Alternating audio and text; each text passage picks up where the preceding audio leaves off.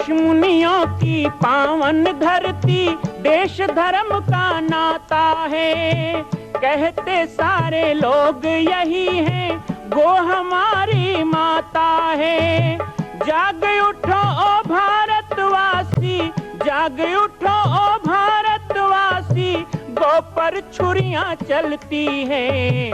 बंद करो गो माँ की हत्या, सारी जनता कहती है। बंद करो गो माँ की हत्या, सारी जनता कहती है।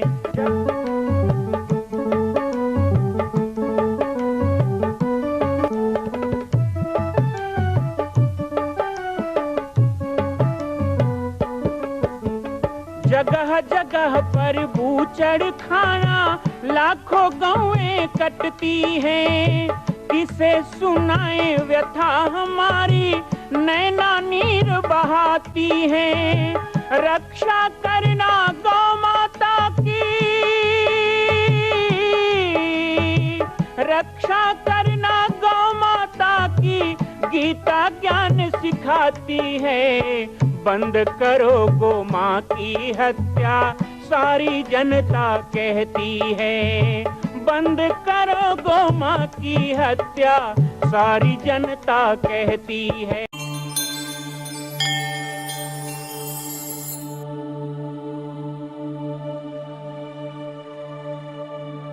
10 गाय हो घर में, 10 गाय की सेवा करता हो, वो एक गाय का दान कर सकता है। जिसके पास 100 गाय हो वो 10 गाय का दान कर सकता है। जिसके पास 1000 गाय हो वो 100 गाय का दान कर सकता है।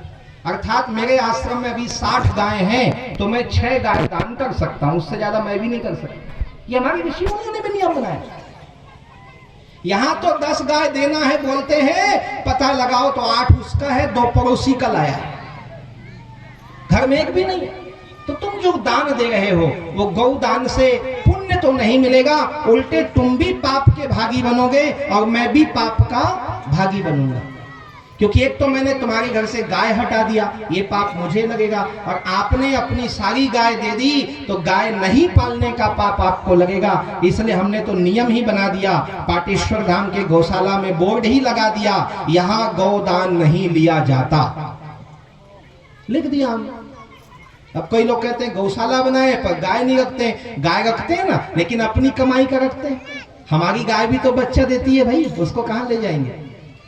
तो धीरे धीरे वो 12-15 गाय थी, वही 60-70 हो गई, कल 100-200 हो जाएंगी। और आने वाले समय में मैं अपने बल पे नहीं कहता, आप लोगों के प्रेम स्नेह के बल पे कहता हूँ। जिस तरह भी यहाँ पे केशव जी कह रहे थे कि छत्तीसगढ़ में बनने वाला माँ कौशल्या जन्मभूमि मंदिर, पंचमुखी हनुमत धाम, ये विश्व का पहला ऐतिहासिक मंदिर होगा।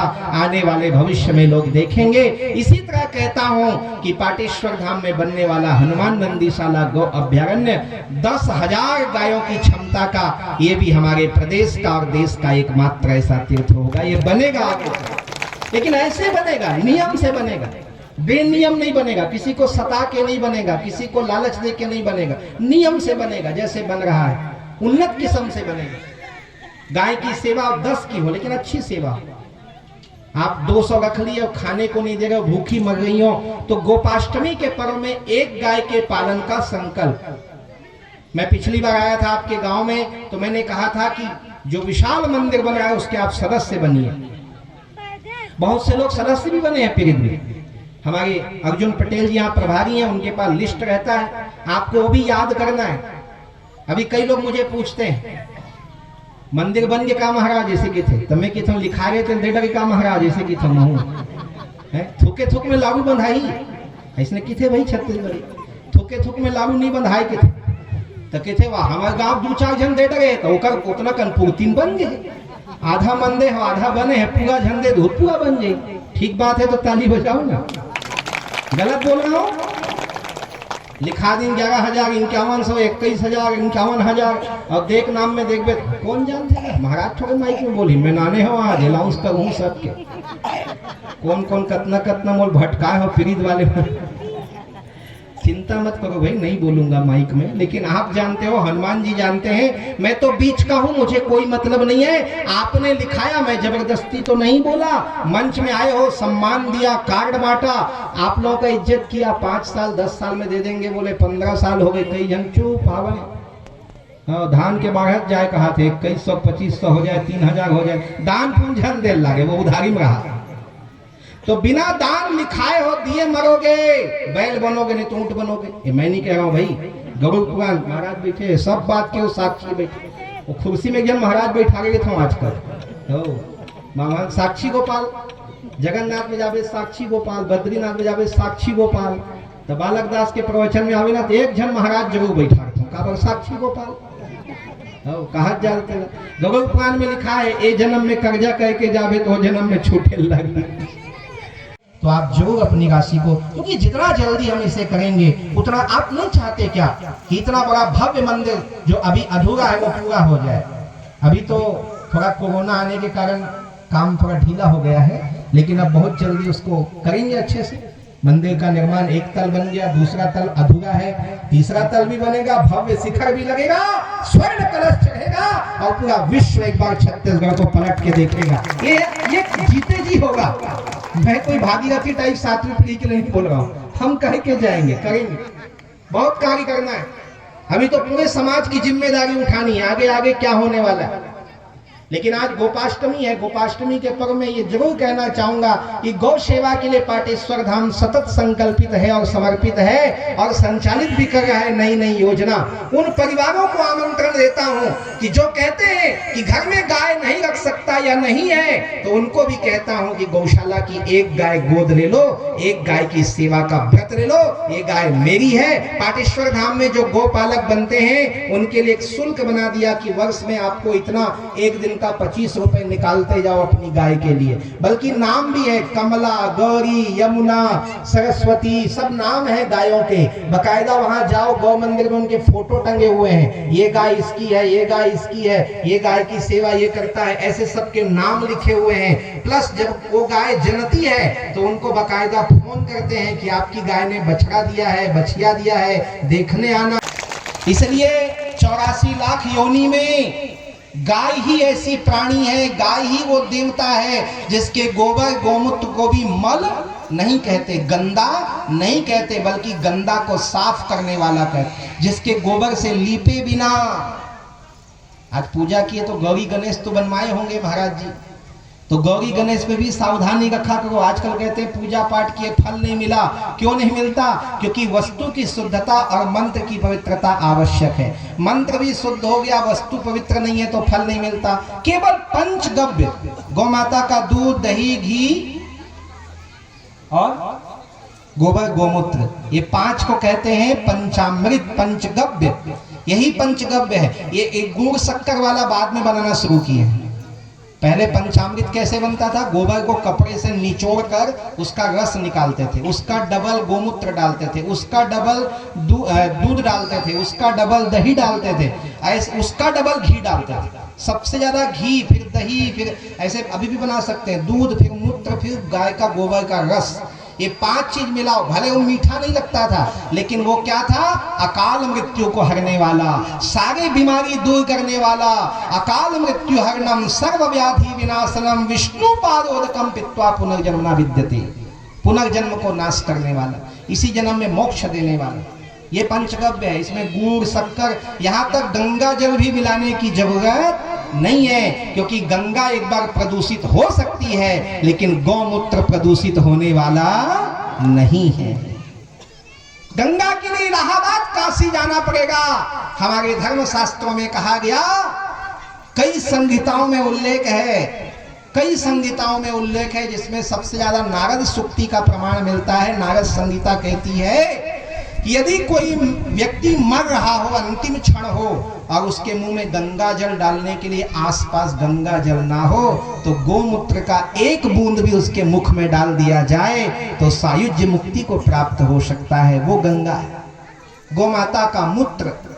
तो पंचगव्य से पूजा होती है, पंचगव्य से यज्ञ होता है। हम लोग ये करते हैं, यज्ञ हवन करना है, बाजार का घी ले आते हैं, डालडा घी डाल रहे हैं, वनस्पति घी डाल रहे हैं, इराग चिराग पराग का घी डाल रहे हैं, कोई पतंजलि का घी ला रहा है, कोई और फलाना कंपनी का ला रहा है। ये जितनी भी कंपनी है, जितना भी ब्रांड है, ये घी नहीं है, ये हर्बल घी हो सकता है।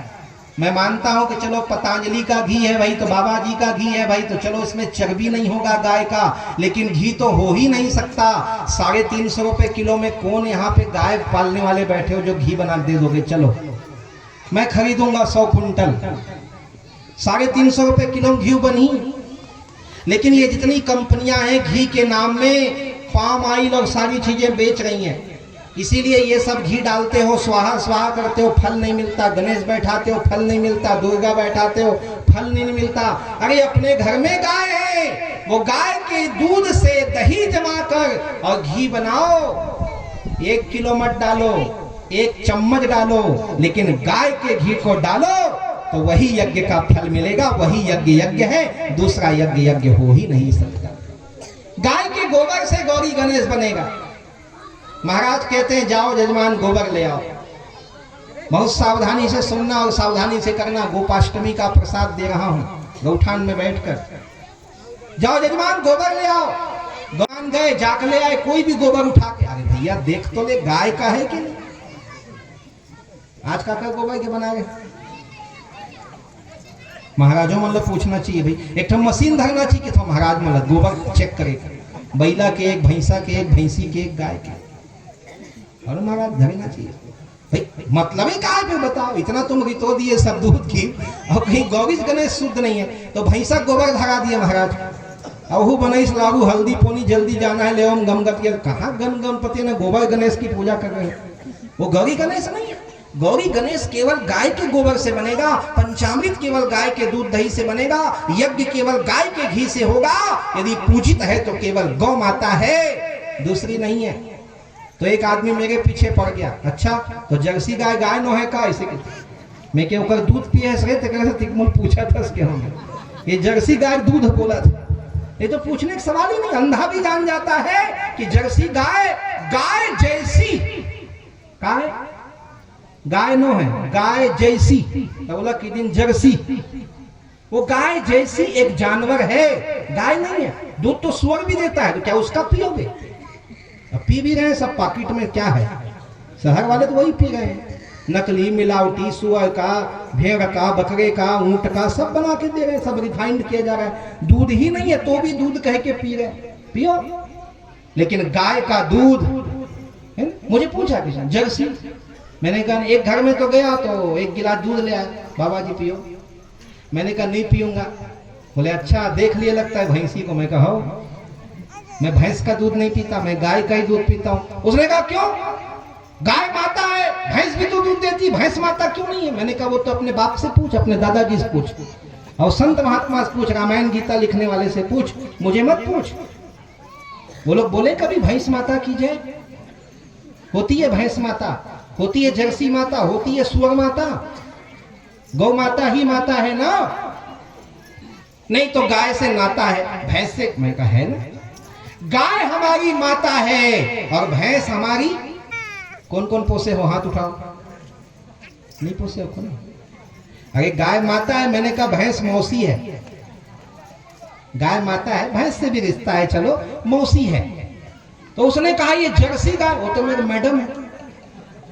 हमारे गांव बाहर के कोनो आते नहीं कि स्कूल में नवा नवा मैडम आए, अस्पताल में मैडम, बाहर से आए तो मैडम है। मैंने कहा गाय माता है, भैंस मौसी है, और जर्सी गाय बकरी ये सब मैडम है, आंटी है। बच्चे को किसका दूध मिलना चाहिए? कोई आशा दीदी बैठी हो तो बताओ, बच्चे के लिए सर्वोत्तम आहार बताओ। एक बच्चे को माँ का ही दूध मिलना चाहिए, तो माँ तो केवल गौ माता है, भैंस या जर्सी नहीं है। इसलिए हमको माँ का दूध पीना तो गाय का, माँ के दूध के बाद कोई है तो गौ माता है, वो भी देशी गौ माता। वो तो 1 पाव देते महाराज, तो का जहर 1 बूंद रही नहीं, जहर बने 1 गिलास से पी लेते हो, दूध हट 1 कन हवे। कितनी मूर्खता है कि ज्यादा हो वो बढ़िया है, भले जहर हो। अरे भले 1 पाव दूध देती है, लेकिन वो 100 लीटर दूध से अच्छा है जो बाजार में मिलता है। इसीलिए सबसे कहूं कि आप गौ माता के दूध का सेवन करें। पंचामृत यही है, पंचगव्य यही है, उसी से पूजा पाठ। और देवता पंचगव्य लेते हैं। दानव क्या लेते हैं सबको पता है। अभी तिहार बाग में देखे छो झुमरत नहीं है पीके। कई जन कहा तो ये मुद्दक बात में आगे बालक दास है कहे भी नहीं कर पचेच नहीं के। मैं कहता हूँ तो तुम्हें खाए हैं पीड़ित में आके तुम्हें लागू बगल खाए हैं ते सोचबो अपन आश्रम ने खा का है हम पचोबो। शराब पीने वाला और दूध पीने वाला दोनों में अंतर क्या है अब ये पूछेंगे तो मैं कहता हूं ये रामायण कह रहा है कहूं मई समान उस धेनु खर अज खल निशाचर भक्षहीन।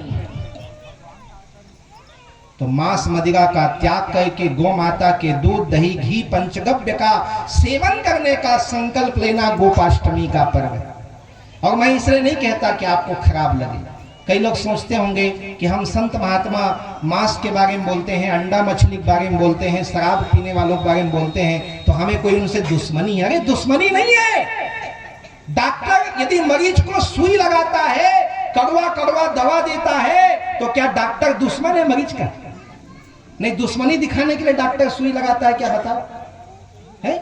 वो उस मरीज की बीमारी ठीक हो कह के करता है, उसका हित चाहता है, उसका भला चाहता है। चाकू छुरी लेके चीर फाड़ ऑपरेशन करता है तो क्या तुम्हारा दुश्मन है डॉक्टर? तुम्हारी बीमारी ठीक हो तो संतों की बात कड़वी लगती है, खराब लगती है तो भी स्वीकार करो क्योंकि उससे आपका भला ही होने वाला है। साधु ते हो न कारज हानि, उससे आपका बुरा नहीं होने वाला है। ये क्यों सोचते हो कि आपके विरुद्ध बोला जा रहा है? आपके विरुद्ध नहीं बोला। यदि गाय के बारे में बोलूं आपको अच्छा लगता है तो मैं शराब के बारे में बोलूं तो आपको अच्छा लगना चाहिए कि हमारे भले के लिए बोला जा रहा है, इसलिए शराब का त्याग करें।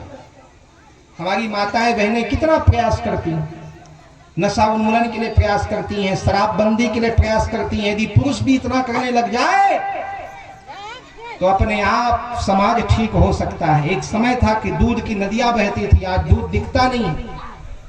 आशीर्वाद कैसे दोगे बताओ? घर में बहू आएगी आशीर्वाद देते। छत्तीसगढ़ का बड़ा प्रसिद्ध आशीर्वाद है, किसको किसको याद है कि उसको भी ढेकी जातक साथ भूल गए। बहू आवे तो क्या आशीर्वाद देते रहो? सास मन जोर से बोलो ना दाई हो, बोले कोई थोड़े मन है बताओ। बहू पाप रहे तो इसे का आशीर्वाद देते है? अब कैसे बोलू होते कन दूधे नहीं हो, चाय में डायरेक्ट दूध नहीं हो, दूधो नहाओ किसे कहीं वो ऐसे दूधो नहाओ पूतो फलो। और एक बढ़िया आशीर्वाद छत्तीसगढ़ तो 5 अंगुली कामरा है पक्का हवाई घी घर में लावे जा आधा किलो तो 5 अंगुली घी बुरे रहे कहे और कहा है दूधो नहाओ पूतो फलो। तो ये तो तभी आशीर्वाद दोगे ना जब गाय होगी घर में, जब सेवा होगी, दूध दही घी होगा। कहाँ के 5 अंगुली घी बुरे रही बताओ? अग्रिम चुपड़े वक्त तो नहीं है घर में, चाह डायरेक्ट दूध नहीं है, नहीं होना चाहिए। मैं तो भगवान से प्रार्थना करूं कि आपके ग्राम में खूब गौवंश हो, आपके घर घर में पंचामृत हो, क्योंकि गाय का दूध दही पिएंगे तभी बच्चे गोविंद गोपाल बनेंगे, तभी ये गोपालक बनेंगे। नहीं तो क्या बनेंगे? मैं गोपाल तो नहीं, चांडाल जरूर बनेगा। ये संस्कृति है हमारी, इसी संस्कृति को धारण करके ये गौरक्षक पर्व मनाया जाता है। एक बहुत बड़ी बात और चिंतनीय बात आज मैं कहना चाहूं। आज मानसिकता विकृत होने लग गई क्योंकि गाय का दूध नहीं है ना। देवताओं को चाहिए पंचगव्य। जिस बच्चे को पंचगव्य नहीं मिलता है धर्म के बारे में आस्था नहीं रहती, अनास्था हो गई। और यही कारण है कि आज धर्मांतरण जैसा कार्य हो रहा है। धर्मांतरण, हिंदू ईसाई बन रहा है। अब तो हिंदू हिंदू नहीं रह गया। इसी क्षेत्र में कई गांव में ऐसा हो रहा है कि कोई गोंड है, कोई हलवा है, कोई आदिवासी है, कह रहे तुम हिंदू नहीं हो, तुम आदिवासी हो। कल को कहेंगे तुम हिंदू नहीं हो, तुम साहू हो। कल कहेंगे तुम हिंदू नहीं हो, तुम कुर्मी हो। तुम हिंदू नहीं हो, तुम सरदार हो। तुम हिंदू नहीं हो, तुम मरार तो भुला बने के मरार होता हो रहा है। बहुत गंभीरता की बात कि धर्मांतरण का जहर बालोद जिला में भी आ चुका है और इसका पुरजोर विरोध होना चाहिए। ईंट का जवाब पत्थर से देना चाहिए। हमारा समाज उठ के खड़ा हो, एकजुट होकर के। हमारे गांव में कोई पादरी, कोई बिशप, कोई आए, उनका कहो तेरे बाप का गांव नहीं है, डंडा मार के भगाओ इन लोगों को। लोग कहते हैं अपना अपना धर्म का प्रचार है। हमारा धर्म क्या भगवान डालने लायक हो गया कि उनका धर्म प्रचार करेंगे? वो कहते हैं गौ का मांस खाओ तो तपस्विता मिलेगा, हम गौ मांस खाएंगे। बात ईसाई धर्म की नहीं है, बात उस राष्ट्रांतरण की है जो देश से तुमको तोड़ता है। कि कोई ईसाई बन गया, अब वो माता चूड़ी नहीं पहनेगी, मांग में सिंदूर नहीं लगाएगी, माथे में बिंदी नहीं लगाएगी। ईसाई बन गया, वो रामायण नहीं पढ़ेगा, गीता नहीं पढ़ेगा, राम कृष्ण भगवान का पूजा नहीं करेगा। पंथ की बात छोड़ दो, पंथ में सब चलता है। कोई गायत्री परिवार रहो, कोई कबीर पंथ रहो, कोई सतनाम समाज रहो, कोई राधा स्वामी रहो, सब चलेगा। ये सब अपने पूजा पाठ पद्धति में बंधे हुए हैं। लेकिन कोई कहे राम कृष्ण दुर्गा गणेश को छोड़ दो, और ऐसे कहने वाले खुद दिवाली में दिया जलाएं। मुझे समझ में नहीं आता, वो अपने पिता के लिए दिया जलाएं। कहते हैं कि लक्ष्मी मत मानो, गणेश मत मानो, गणेश मत बैठाओ, तो फिर दिवाली क्यों मनाते हो तुम? अपनी संस्कृति से बचा के रखना, बच के रखना। इसलिए कहूंगा कि धर्मांतरण का जहर जो गांव-गांव में फैलाया जा रहा है, इसका पुरजोर विरोध। ये क्यों हो रहा है धर्मांतरण में? वही कह रहा था, ये मनोमस्तिष्क कैसे बदल रहा है कि सर्वधर्मान परित्यज्य मामेकं शरणं व्रज। जहां पे कहा गया कि स्वधर्मे निधनं श्रेयो परधर्मो भयावह। अपने धर्म के लिए मर जाना ठीक है, लेकिन पर धर्म को स्वीकार मत करो, ये गीता कहती है। तो गीता पढ़ते कहां है? रामायण पढ़ते कहां है? रघुकुल गीत सदा चली आई, प्राण जाहु पर वचन न जाई। ये आप लोगों को याद है, आपके बच्चों को याद है क्या? क्यों नहीं है याद? क्योंकि कभी पढ़ते नहीं है। घर घर में रामायण होता था, माताएं भी रामायण का पाठ करती थी, नन्हे बच्चों को रामायण में लाया जाता था। गांव में 9 दिन 9धा रामायण होता था। अब 2 दिन की प्रतियोगिता करा के छुट्टी। 9 दिन का 9धा रामायण, सावन के महीने में रामायण, मंगलवार शनिवार को सुंदरकांड का पाठ। मैं युवाओं से भी कहूंगा अपने गांव में हनुमान चालीसा, सुंदरकांड और भारत माता की आरती जैसे कार्यक्रम हर महीने आयोजित होते रहे। ऐसा प्रयास करो, अपने अपने गांव में परंपरा बनाओ, ये जीवित रहे। प्राण जाई और वचन न जाई। आज प्राण के लालच में, पैसे के लालच में अपने धर्म को त्याग के दूसरे के धर्म में जा रहे हैं। क्या हम ईसाई बन गए, मुसलमान बन गए? हिंदुओं के साथ ही ये क्यों हो रहा है? कौन ईसाई हिंदू बना आज तक? बताओ कौन ईसाई हिंदू बना? फिर हिंदू क्यों ईसाई बन रहा है? फिर कुछ लोग कहते हैं पैसे कमी है, बेटी की शादी नहीं हो रहा था, नौकरी नहीं लग रहा था, बीमार हो गए थे इसलिए बन गए। मैं ऐसे लोगों को कहता हूं अकल के अंधे, तुम्हें पाटेश्वर धाम दिखाई नहीं दिया, तुम्हें बालक दास दिखाई नहीं दिया, तुम्हारे समाज के लोग दिखाई नहीं दिए, तुम्हें गंगा मैया मंदिर ट्रस्ट नहीं दिखाई दिया। तू गया था बमलेश्वरी मंदिर बोलने के लिए, तू दंतेवाड़ा गया था दंतेश्वरी, तुम्हें अपने मंदिर, अपने आश्रम, अपने संत नहीं दिखाई दिए। एक बार उनको बोला होता तो तुम्हारे सारे दुख दर्द वो भी दूर कर सकते थे, लेकिन तू गलत आदमी के पास चला गया।